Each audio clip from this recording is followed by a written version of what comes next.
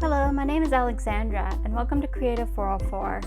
In today's video, I'm going to do an overview of sculpting my BJD fashion size doll in Maya.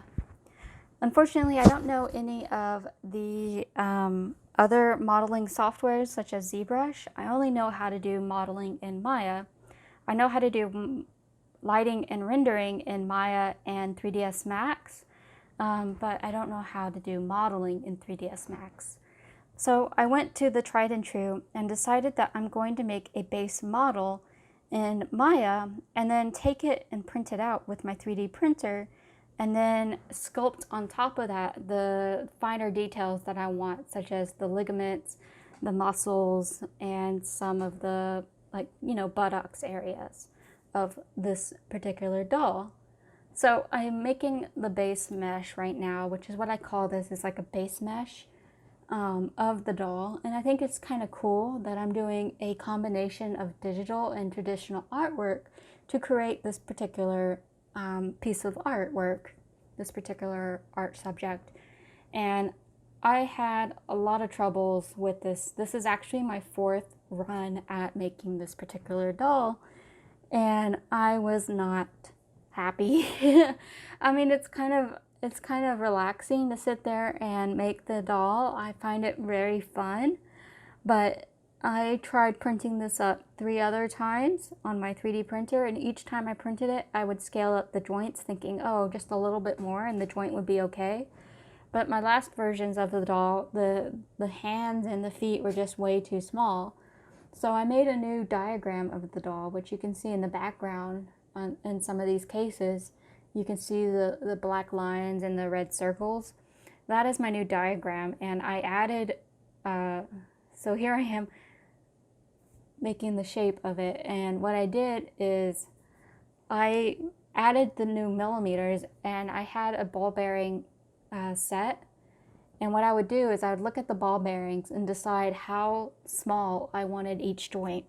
And I decided that 8 millimeters is the smallest diameter of a ball bearing that I liked. So I was able to take that measurements, and my particular software uses centimeters. So I would do 0.4 centimeters for each joint. And so I scaled it down and did each one. And I had a lot of trouble with the body because I had 3 different spheres I had to connect. So you'll see me come back to this body over and over again. I did one way of doing the interior of the body and hated it. So you'll see me do that again a couple of times as well. But the arms and the legs were super easy to do. I had very little trouble with them. I had a friend come to me. Now, I did this all live on Twitch, and a friend of mine came on Twitch, an old friend that used to watch me do Warhammer figurines, came online and told me that my knee was looking kind of strange. So I ended up adding a kneecap to my knee just so that it looked a little bit more uniform, a little bit more like it's supposed to. But I'm not sure if I'm going to keep it that way because I don't know how the joint will move later on. We will see after I print it out. So a lot of this is just about printing it out and seeing what it looks like. Unfortunately, my printer is broken at the moment. What happened was that the vat that holds the resin ended up gluing itself to the LCD screen, and when I pulled the vat out, it pulled the LCD screen out, ripped it, and pretty much made it inert. So I have to replace the screen, which isn't bad. I've done it before and it's been mildly successful. The only problem I have with that is that the LCD screen does end up not being able to glue onto the screen itself. So I need to figure out how to glue it to the screen without using super glue. But yeah, I'm a little disappointed that my machine is broken. I did have to order a new screen, and it won't be here for another week. So I'm like antsy because I want to print my doll now, but I can't because I don't have a screen. I could have ordered it on Amazon, but unfortunately Amazon was giving me some troubles, so I couldn't do that just yet. So I'm probably just going to keep modeling this doll and trying to get better and better versions of it just to see what will work and just try to troubleshoot some things.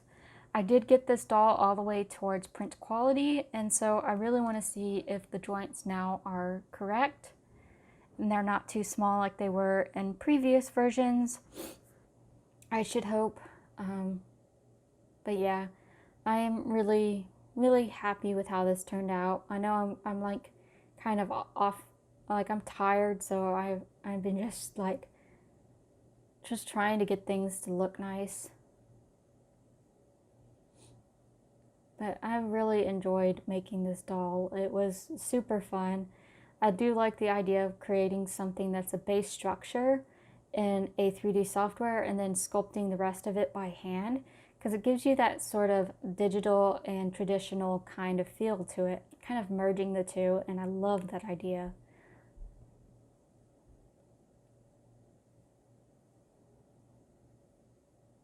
So I'm making the doll. This is me trying to fix the body.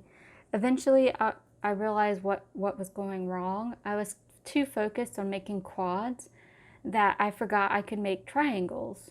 So eventually I realized, hey, I can make triangles out of some of this. It doesn't always have to be quads. And then once I had that aha moment, the rest of it fell in line very easily. But until then, I'm struggling with it. I'm ignoring things like the chest, the butt.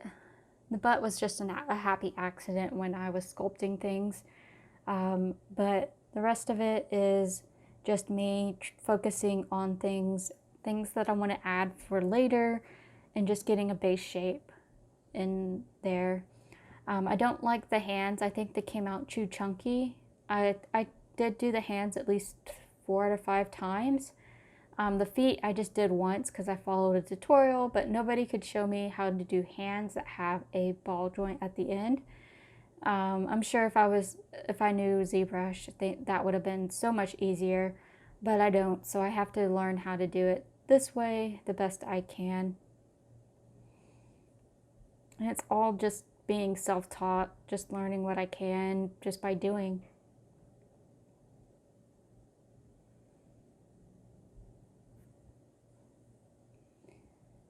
Sorry for the long video. It is mostly just me talking and watching things progress.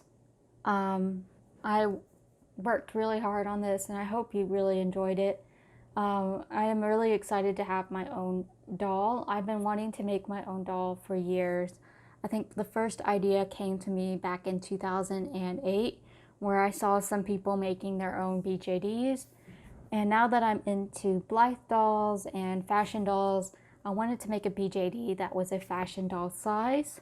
I don't see too many of those out there in the world, and I kind of wanted to make a doll. I was thinking of selling them, maybe about $50 a piece. Now these dolls can normally range about $300 a piece, but since I'm doing a fashion doll size, I don't think it would be right to do anything more than maybe $50. Anything less would be too much, too little, because all the stuff that goes into it. I'm not sure of the price just yet, but that is my ballpark price right now. We will see. I have resin and what is it called? Silicone rubber for the resin, and I'm going to 3D print it out and see how much resin and stuff that I use. I'm mostly just doing it for fun. And if you want one, it will be available to you. It is going to be made out of polyurethane, so it follows the whole DOA guidelines, or what used to be the DOA guidelines of what makes a ball joint doll, which is it has to be out of polyurethane resin and it has to be strung by elastic, or at least that's what it was. Otherwise, everything is going great. I'm really happy with it. I'm really excited to see how these things progress and what it looks like in the end. I am really happy with how everything is going. and I can't wait to see what the future brings me, because I just had this random urge to make my BJD, and I've been wanting to do this for ages, and I'm really surprised at how good I was in Maya, considering it's been a while since I actually modeled in Maya. So it was kind of like riding a bike. Once you had a couple of hiccups starting out, everything else just comes really naturally to me. And I used to love 3D software because it came so naturally to me. I used to be a sculptor, regular sculptor, and I loved sculpting in kiln clay, the type of clay that you use to fire in a kiln. And that used to be my favorite thing. And then I used polymer clay after I was no longer available to have a kiln, and I love that as well. So 3D sculpture was my next order of business, and so I'm really excited that that is now my thing. Here I am studying some knee joints, trying to get this knee to look right, because my friend told me the knee didn't look right. So I was like, no, I want it to look right. So, and I know that I'm probably going to end up sculpting the knee in polymer clay anyway, but having a base always helps. I might get rid of this knee later on. It just depends on how I feel. I might just sand it off or something. I do not know just yet.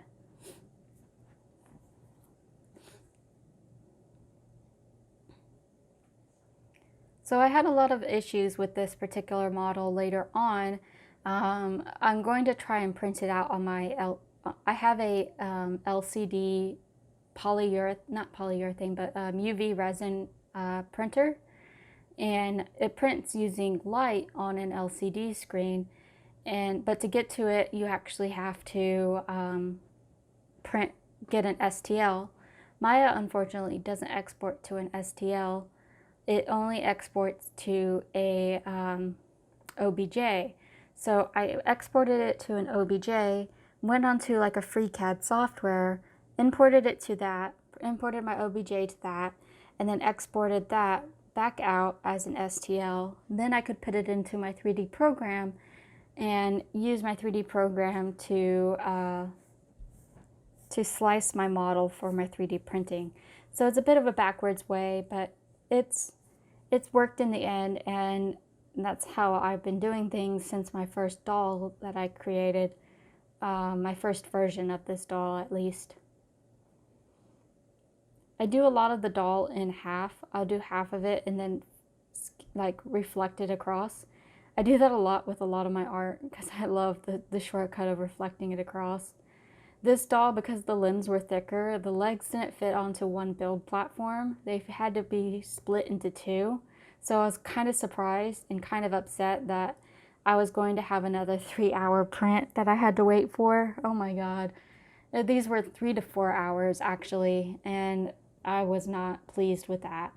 There's actually 5 different builds, 5 different prints, and then there's a 6th that I came up with after the stream, where I had to print out the ball joints as separate pieces so that I could use them in my sculpting process. And I do like the idea that I can make my own sculpting tools in 3D software. So I'm going to definitely do that in the future, is make my own sculpting tools, so that, you know, if certain ideas, certain situations come up, that is what's going to happen. So that's pretty much the end of this video. Thank you so much for watching. I hope it was entertaining enough and you enjoyed watching the quick overview of me making my BJD doll. I'm going to make a tutorial later on. If this video gets enough likes, if people want it, just let me know and I can make a tutorial. Otherwise, thank you so much for watching. Here's the end of the video. I am setting everything up to print, and we will see you next time. I will see you next time. Bye-bye. Also, don't forget to like and subscribe if you haven't already. I really appreciate it, and it goes a long way to help supporting this channel. See ya!